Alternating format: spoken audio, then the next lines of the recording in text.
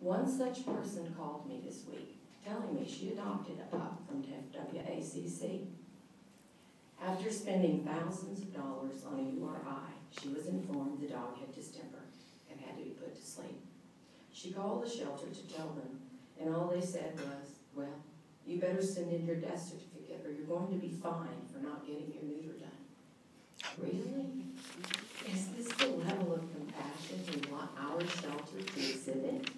If so, we will soon have no one to adopt anything anymore, for we will run out of ignorance and run headlong into our own consequences.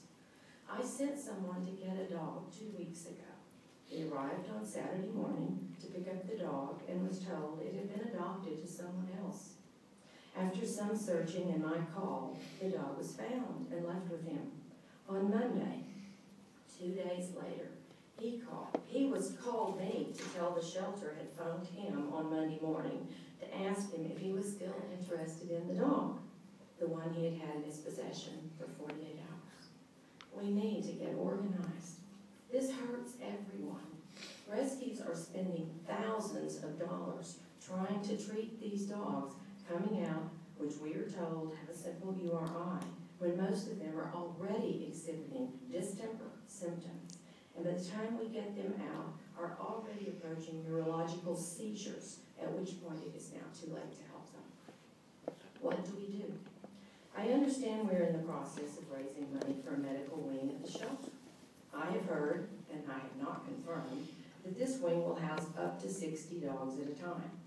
Why on earth are we throwing $1 million into a wing which will only house 60 dogs when our capacity is much greater?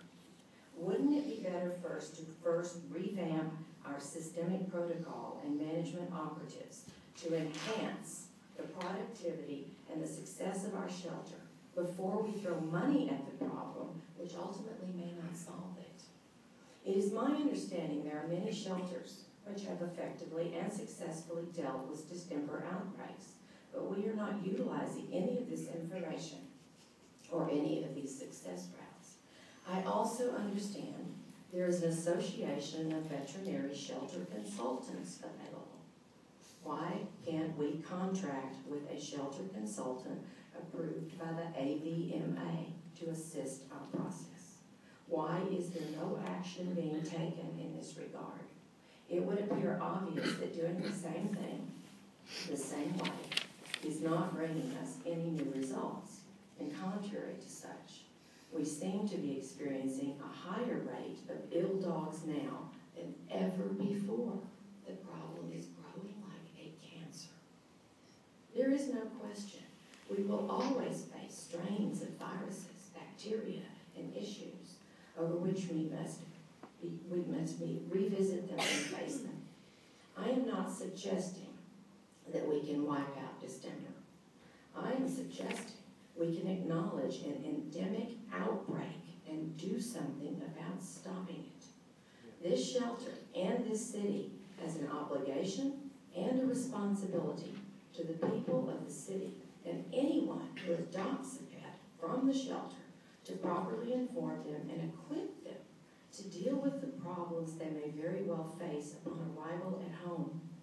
To suggest that, quote, there will always be a certain percentage of distemper problems, end quote, in any shelter is an attempt to ignore a rising tide of an epidemic that is staring us in the face. This is foolishness at its core. An ounce of prevention is worth a pound of cure. An old saying which still holds true today. Is there a committee overseeing solutions for this shelter? Isn't it part of our legal protocol to have such a committee? Who is on it? It should be comprised of people in rescue on the front lines of the battleground with a wealth of knowledge and resources with which to assist in finding a viable solution to help the dogs in need and our city at the same time. There are good people involved in our city shelter, and there are a myriad of kind, caring, compassionate, devoted individuals in rescue. There are many people with heart in the city of Fort Worth, but we must be willing to be responsible if we are going to lead. A leader is as valuable as the service he imparts. Responsibility and integrity of action are mandatory at the head of our organization. Unfortunately, many rescues are now standing down, leaving the few of us still willing to try to help these sick dogs to bear this burden on our own. We can only do so much. So we're here tonight to plead for your help.